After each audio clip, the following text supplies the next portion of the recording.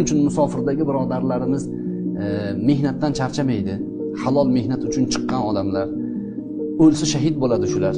Nimaga? Alloh yo'lida halol rizq uchun chiqqan insonlar.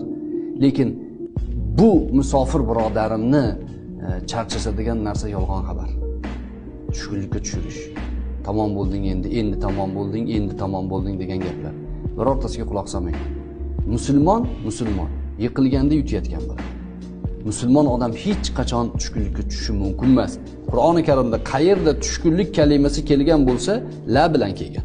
La tahzan va la tahinu va la tahzanu deb kelgan. Huzun, ya'ni tushkunlik, bular hammasi qaytarilgan narsa. Musulmon odam doim umid bo'ladi.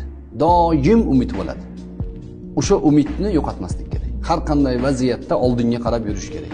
Har qanday vaziyatda Allohga suyanish kerak. Shunda Alloh taolo nusrat beradi. Inshaalloh. Keyin safardagilardan iltimasam bor, sizlar ham bizning haqqimizga duo qilinglar. Chunki bularning duosi ijobatligi to'g'risida ochiq hadislar bor. Ishonch bilan duo qilish kerak.